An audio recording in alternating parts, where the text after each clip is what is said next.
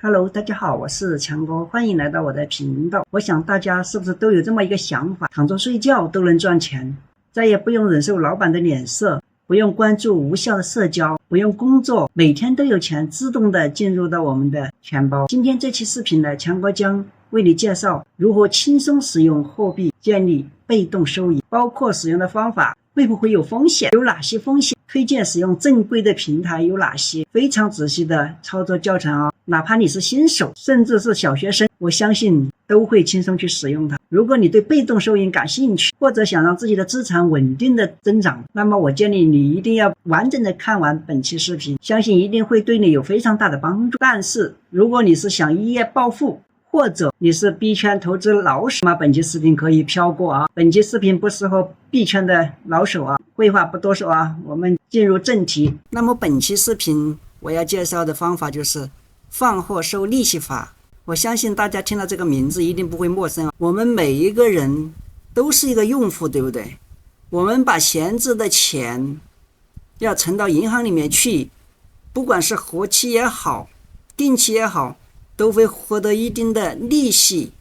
加本金，对不对？银行收到这个钱过后呢，他不会把钱存在这里，对不对？而是要帮这个钱借到市场上有货款的需求的人，而市场上有借货需求的人，他就需要把货物，比如说房子，对吧？店铺抵押给银行，他才能拿到这个钱。银行借给借款人的钱呢，一定是小于抵押这个货物的价值的，所以用户赚取的是利息。这个利息呢，其实就是借款人提供的，因为他借款，他要付给银行的一个利息加本金。这个时候银行在中间呢就赚取了一个利息的差额，因为这个利息的差额有时候是会比较大，因为现实生活中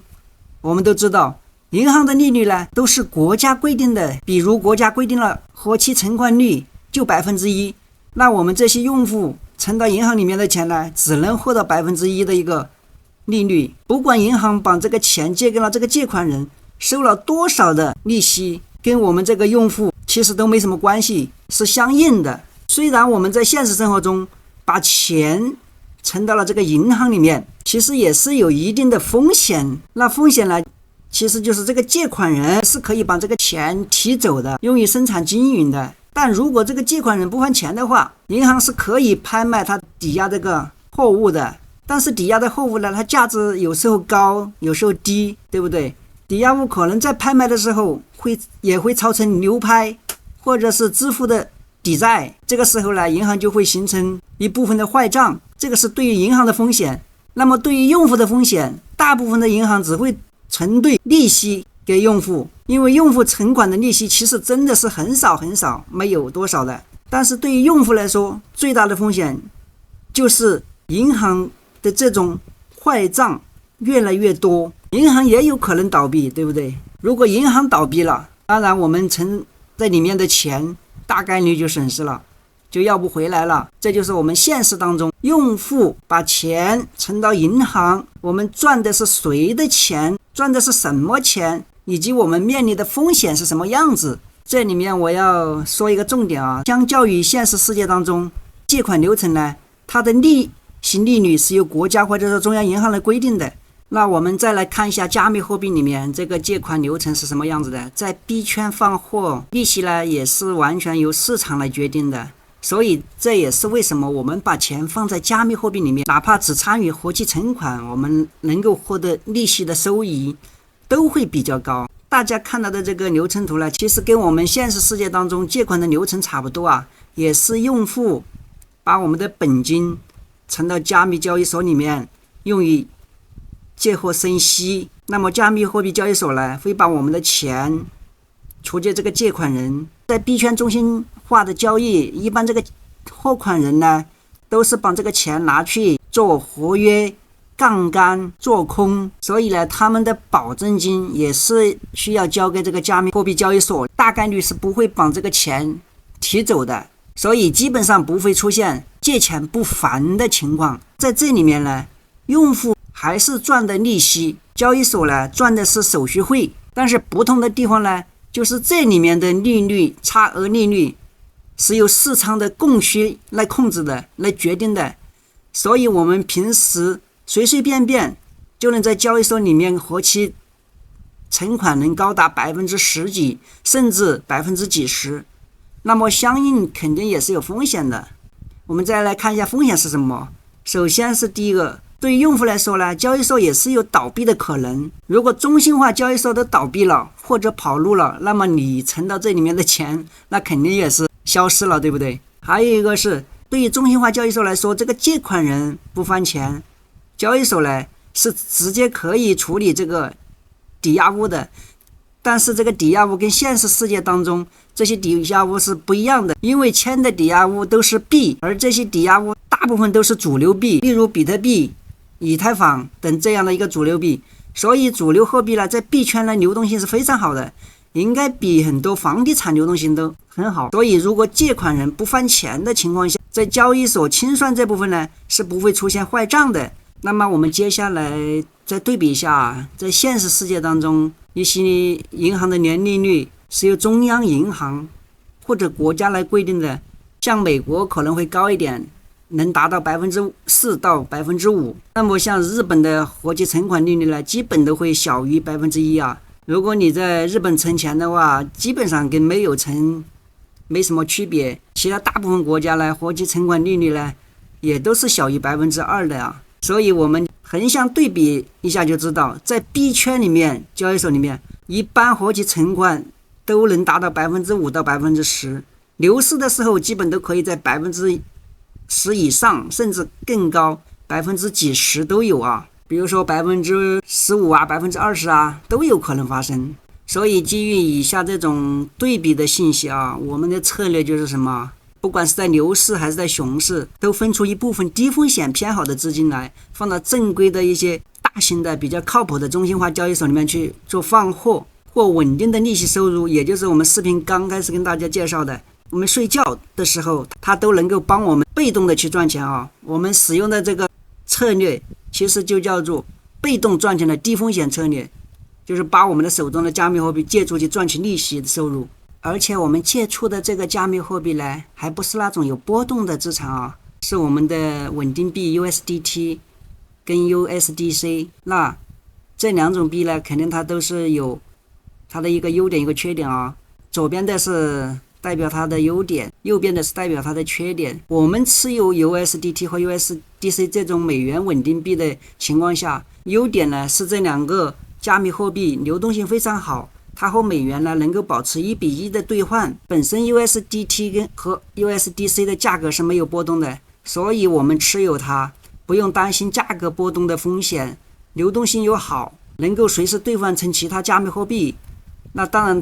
有优点也有缺点，对不对？那么缺点就是这个稳定币本身呢，它不会有涨幅度，所以我们单纯持有稳定币的情况下呢，在牛市里面我们不会赚取到额外的收入，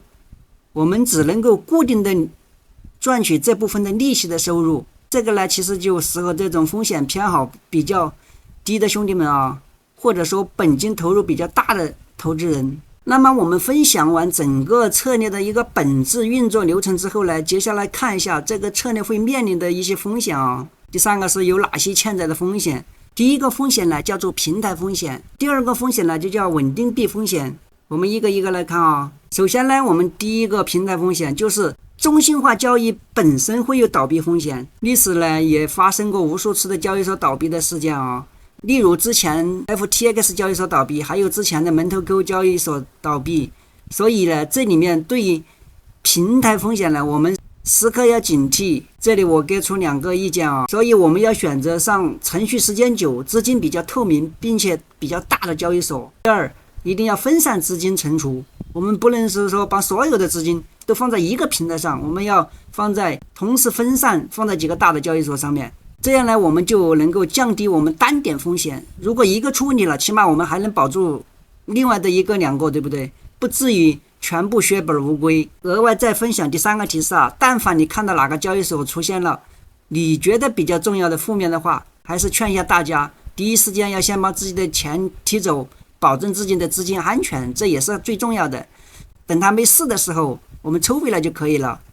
那么说完平台风险之后呢，我们再来看一看第二个风险就是稳定币风险，因为 USDT 和 USDC 它都是中心化稳定币，它是由2家公司分别发行的，所以呢还是有中心化监管倒闭的风险。基于这样的一个主体呢，它就是有这个中心化监管风险和公司倒闭的风险。所以这里面呢还是给出一点建议啊，